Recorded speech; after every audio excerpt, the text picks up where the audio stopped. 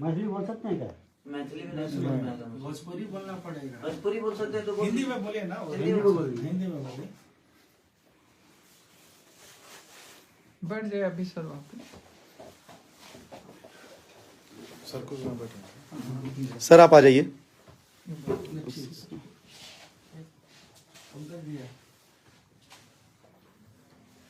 ले लो वीडियो बना लो। जैसे आज आपका कार्यक्रम था नेपाल में यहाँ पर, तो आप कितना बजे आए और क्या क्या हुआ उसके बाद? सबसे पहले नमस्ते प्रणाम। और इसमें गुनाहगार देखिए ना मैं हूँ और ना ही जनता है और ना ही यहाँ का प्रशासन है। गुनाहगार वो है जो परमिशन लिया हो गया उपेंद्र जी। और परमिशन रद्द होने के बाद हम यहीं पे हैं, हमें इन्फॉर्म नहीं किया हैं, इनसे थोड़ा एफआईआर और दे रहे मैं हैं। यहाँ पे करीब उसके बाद 7 साढ़े 7 बजे मैं बॉर्डर पे आ गया था। सुबह 7 बजे मेरा 11 बजे से कार्यक्रम वो था। अपना बात तो मैं सुबह 7 बजे और जब मेरा कार्यक्रम लिखने की बात थी तो यही गए थे कार्यक्रम लिखवाने को। एक बार दिखा दीजिए क्या नाम पड़ेगा आपका? मेरा नाम तो चौधरी नाम है। मेरा नाम तो चौधरी हो। हाँ वहाँ खेसारी भाइ भैयासँग महीने गएको थिएँ पैसा उहाँलाई पुर्याउनलाई। और मैं कितने बजे आया था यहाँ पे?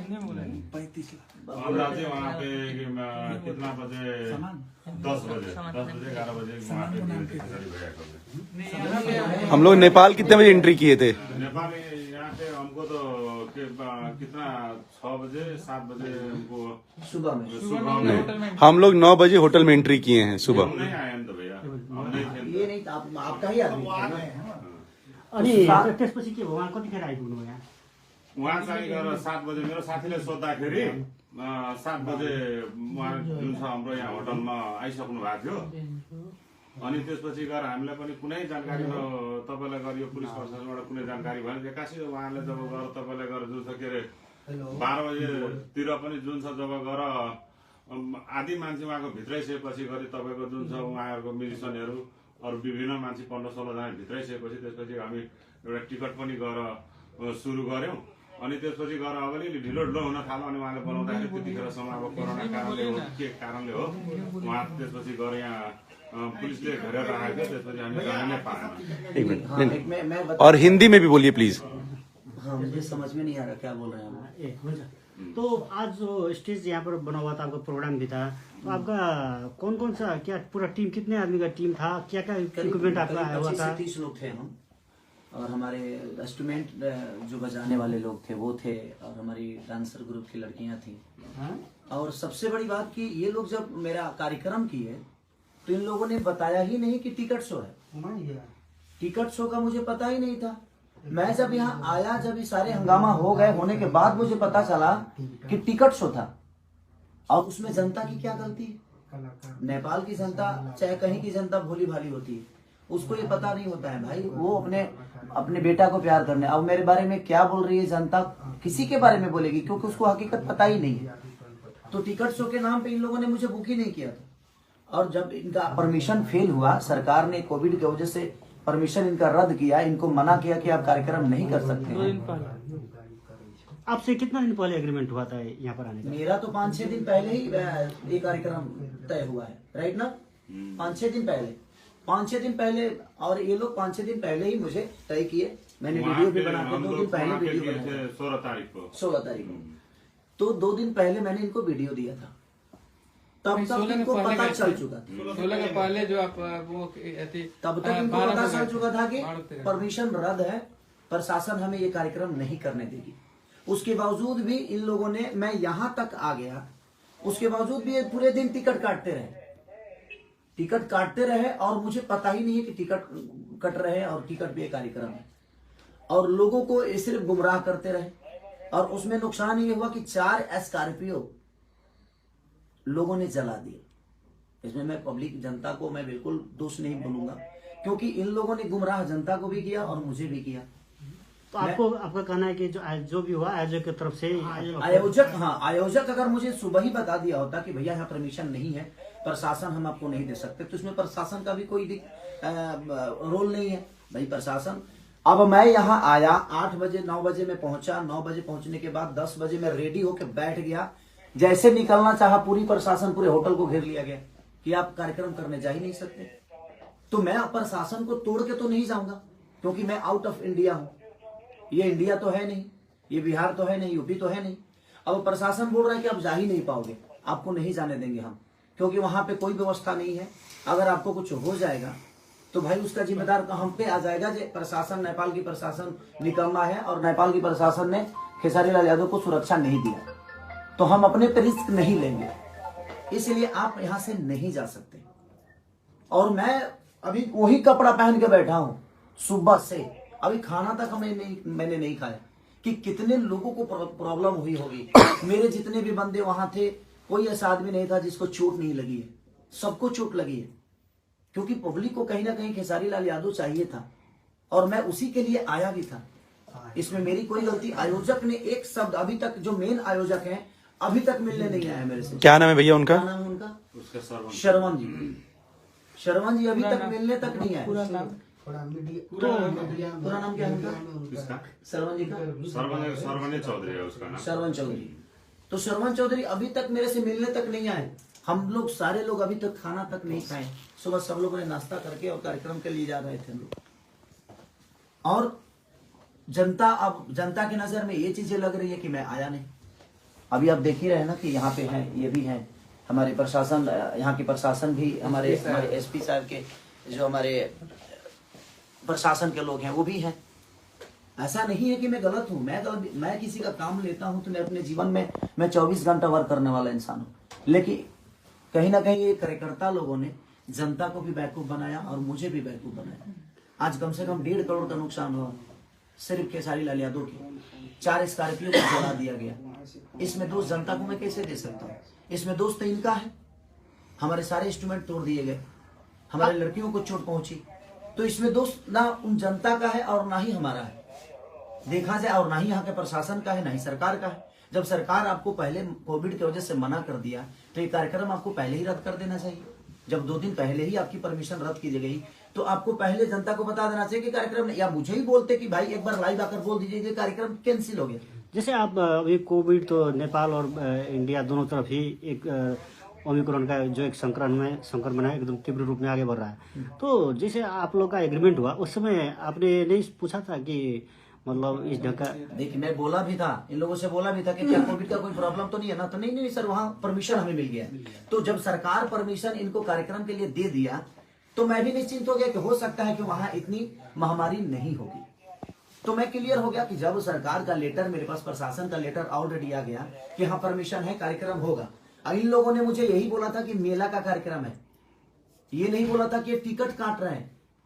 ये नेपाल में आपका आगमन पहली बार है? कितने? नहीं, मैं ये तीसरी बार आया हूँ। विराटनगर खास करके? विराटनगर में पहली बार आया, बाकी वीर और में बहुत बार आया हूँ। 1-2 बार ऐसे भी आया हूँ और 1-2 बार कार्यक्रम कर। जैसे आप बता रहे हैं 1.5 करोड़ करीब का सामान आपका जो नुकसान हुआ, तो अब क्या इसके बाद क्या आप? इसके बाद लोगों के अंदर जो छवि मेरी बर्बाद हुई, लोगों के दिमाग में तो ये बैठ गया ना कि मैं नहीं आया।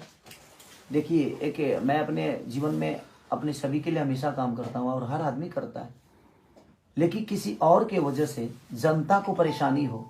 मैं आज तक जनता को परेशान करने वाला कोई काम नहीं किया। मैं मनोरंजन करने वाला आदमी, हमेशा उनको खुशी देने का काम करता हूँ। और आज इन लोगों की वजह से लोगों के नजर में मेरी छवि खराब हुई। लोगों की नजर में लगा कि खेसारी लाल यादव आया ही नहीं, जबकि सुबह 7 बजे से मैं होटल पे हूँ, 8 बजे से।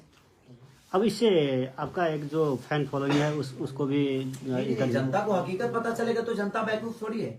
और जनता ने जो किया है वो भी वो अपने हिसाब से बिल्कुल सही है। मैं कुछ जनता को मैं गलत नहीं बोल सकता, क्योंकि गलत तो इन लोगों ने किया कि इन लोगों ने परमिशन नहीं रहने के बावजूद भी मुझे बताया तक नहीं तो मैं सुबह आया जरूर। मैं बिना कार्यक्रम किए मैं लाइव आ जाता कि प्रशासन की वजह से कार्यक्रम रद्द हो गया है, आप लोग नहीं आइएगा कार्यक्रम में, तो लोग नहीं आते। लेकिन इन लोगों ने बताया ही नहीं। सर उस पर साइन भी करना होगा ना। हाँ, तो वो सारी चीजें। तो और अभी कार्यकर्ता में एक आदमी आया और वो सुबह से मेरे साथ यहाँ पे थे, लेकिन अभी वो गायब हो गए। ये है सुमित जी नाम है उनका, वो भी गए थे, रिसीव करने वही हमें बॉर्डर से हमें अंदर किए। तो मेरी इसमें गलती 1% की नहीं। व्हाट्सएप लोकेशन से लेकर हर डिटेल वही दे रहे थे हम। और सुबह 7 बजे भी हमें नहीं बता रहे हैं कि प्रोग्राम कैंसिल हो गया है सर, प्रशासन ने मना कर दिया है, सरकार ने मना कर दिया है। इन लोगों ने गुमराह रखा हमें गुमराह किया कि नहीं आप आइए कार्यक्रम होगा। तो आपका आगे का जो अब इसके बाद का क्या आपका ये क्या लोग होटल करेंगे के आप? बाहर क्या देख रहे थे, कुछ प्रशासन रूप से ने लेते हैं आप लोग इसके बाद जो जैसे आपका क्षति हुआ आपका एक हिसाब से एक क्षति तो आयोजक ही देगा ना। अब क्षति जो हुआ है गलती इनकी है, इनको तो पूरे जनता का पैसा लौटाना चाहिए। जनता की क्या गलती है भाई, वो तो अपने स्टार को देखने आ रही है, तो इनको पूरे जनता का, नेपाल के जनता के साथ इंसाफ करना चाहिए इनको, क्योंकि गलती इनकी है, इसमें गलती जनता नहीं है और ना ही खेसारी लाल यादव है और ना ही सरकार है, ना ही प्रशासन। कि जब आपको मना कर दिया गया कि आप ये कार्यक्रम नहीं कर सकते, तो फिर आपने जबरदस्ती जनता को गुमराह क्यों किया, जनता को बेवकूफ क्यों बनाया, खेसारी लाल यादव को बताया क्यों नहीं। मैं तो इतना ही कहता ना कि भाई ये कार्यक्रम कैंसिल हो गया, क्योंकि यहाँ पे कोविड के वजह से प्रशासन ने मना कर दिया, सरकार इसकी अनुमति नहीं देती है। मैं लाइव आके लोगों को बोल देता, लोगों को समझा देता, तो टिकट तो नहीं कटाते ना वो। तो टिकट आपका यहाँ आने का जो एग्रीमेंट था उसमें कितने में डील हुआ था और कितना पैसा आपको मिल चुका है या मिला? वो अंदर की बातें होती है, उस डील को हम लोगों तक नहीं बता सकते कि क्या बातें हैं क्या नहीं, क्योंकि वो अंदर की बातें हैं कि हम कितना में, हम प्यार में आए हैं, कि हम मोहब्बत में आए हैं, कि हम 2 रुपया लेकर आए हैं, कि हम खर्चा पे आए हैं, वो आपस की बातें होती है। लेकिन अंत में इस घटना के बाद आप क्या अंतिम निचोड़? मेरा कहने का मतलब कि जो नुकसान हुआ है अब वो तो कहीं ना कहीं आयोजक कर्ता को ही भरना पड़ेगा, क्योंकि मेरी गलती तो 1% नहीं है।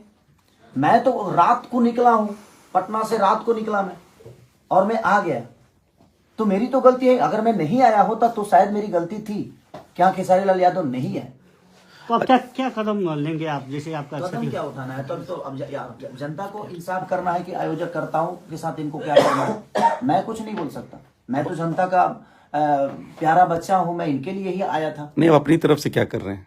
मैं अपनी तरफ से क्या करूंगा, अब इनको पूरे जनता का पैसा इनको लौटाना चाहिए, मेरा जहां तक सवाल है, क्योंकि जनता जो है बहुत मेहनत करके अपने बेटे को देखने आई थी, तो और इन लोगों ने उनके साथ धोखा किया, ये मेरे साथ धोखा किए और मेरा 1.5 करोड़ का नुकसान आज हो गया, कम से कम 1.5 करोड़ का। 4 स्कॉर्पियो को जिंदा जला दिया गया, अब जिंदा ही बोलेंगे उसको, वो खड़ी थी, चलने वाली चीजें थी और उसको जला दिया गया।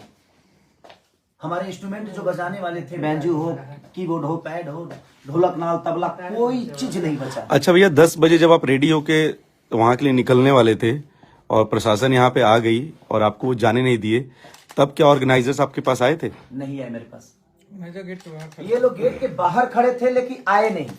आप क्यों नहीं आए थे भाई साहब, ये बताएंगे आप प्लीज? म त यहाँ आएकै हो, जुन चाहिँ हामीलाई गर्नु हिंदी में बोलिए, पूरी पब्लिक हिंदी में। हिन्दी उतना बात बोल्ने जितना बोल सकते उतना ही बोलिए, जितना बोल सकते उतना बोलिए। साड़ी भैया को लेने जब 12-1 बजे के समय में, 1 बजे कहाँ आ पाए थे?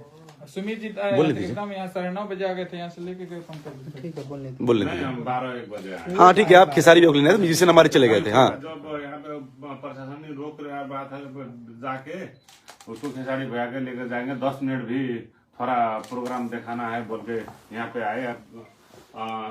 और भी ऐसी बात हुआ, उनसे बड़ा क्या बोलता है, हमने सामने बात किया कहाँ फिर भी हम लोग का दे देगा कि जाने के लिए, जब करते करते कोई बस नहीं चला तब तोड़फोड़ शुरू होने लगेगा।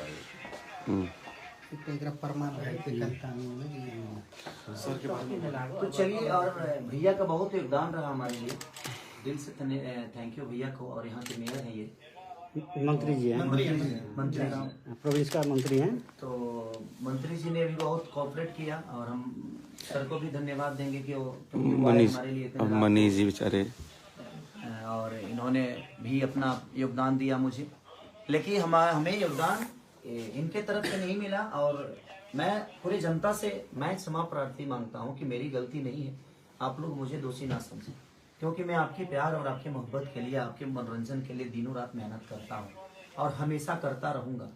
और इन लोगों की वजह से, इसमें बताइए, अगर मैं आया और मुझे प्रशासन, पूरे नेपाल के प्रशासन 20 लोग आकर घेर लिए कि आप नहीं जा सकते, क्योंकि कोविड के लिए ऑलरेडी कार्यक्रम कैंसिल किया गया था, ये लोग जबरदस्ती कर रहे हैं और हम आपको नहीं जाने देंगे, तो कहीं ना कहीं मैं क्या कर सकता हूँ? मैं तो आउट ऑफ इंडिया हूँ, यहाँ के प्रशासन को नहीं जानता, यहाँ के कानून को नहीं जानता, तो गलती तो इन्होंने किया, तो इसके लिए मैं आपका गुनहगार नहीं हूँ। मैं आया जरूर था सिर्फ आपके मोहब्बत के लिए, तो जिनके मन में मेरे लिए नफरत है ये आप एक बार सच्चाई जान लीजिए कि हाँ मैं कहाँ से गलत हूँ। अगर मैं आया और 10 लोग घेर कर कहते कि आप नहीं जा सकते, अगर नॉर्मल इंसान घेर के कहे तो मैं हो सकता है कि मैं लड़ जाऊं, लेकिन मैं इंडिया यहाँ नेपाल की गवर्नमेंट से तो नहीं लड़ने आया था, यहाँ के प्रशासन से झगड़ा करने तो नहीं आया था। तो इसलिए ये चीजें हुई है। तो उसके लिए मैं क्षमा प्रार्थी हूँ कि मुझे अफसोस इस बात का है कि मैं आकर भी और आपके सामने कुछ कह नहीं पाया, कुछ गा नहीं पाया। क्या मुझे दुख नहीं है इस बात का? मुझे भी इस बात का दुख है। जितना आप दुखी हैं उससे कई गुना ज्यादा दुखी मैं हूँ, क्योंकि मैं आके भी और आपका मनोरंजन नहीं करा पाया ड्यू टू सिर्फ रीजन हमारे कार्यकर्ता लोग, जिन्होंने मुझे 2 दिन पहले भी नहीं बताया, यहाँ आने के बाद भी नहीं बताया। नहीं तो मैं लाइव आके सारी चीजें क्लियर करके और आपको घर पे ही रोक देता कि आप मेला में मत आइए और टिकट कटाने की आपको जरूरत नहीं है। ये टिकट की भी बातें मुझे नहीं बताया कि हाँ टिकट शो है, और इन लोगों ने टिकट भी काटा और आज ये बता रहे हैं कि हमारा रिकवरी कैसे होगा। कोई ट्रस्ट है उसके, ये ट्रस्ट है कोई इनका, उसके लिए इन्होंने कार्यक्रम कराया था। तो मुझे बता देने में इनका क्या जाता? अगर बता दिए होते तो शायद मैं उसी हिसाब से आप यहाँ पे आता, या मैं मना भी कर सकता था कि नहीं हम ऐसा काम नहीं करेंगे। अब पूरे लेटर के साथ इन्होंने परमिशन का लेटर दिया, उसके बावजूद भी जब कैंसिल हुआ तो इन्होंने मुझे इन्फॉर्म नहीं किया। तो सो सॉरी, आप लोग मुझे क्षमा करिएगा।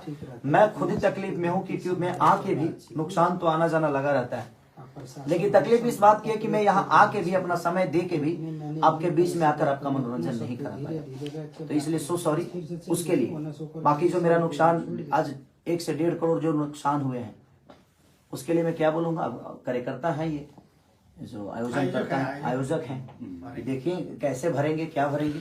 और मैंने FIR भी कर दी है यहाँ पे। इसके लिए प्रशासन का मदद आप ले रहे हैं?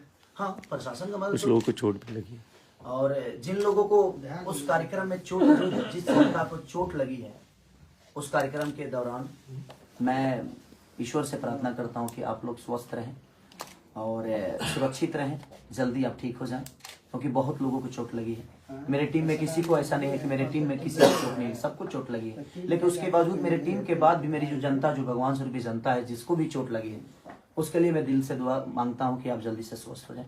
Thank you so much.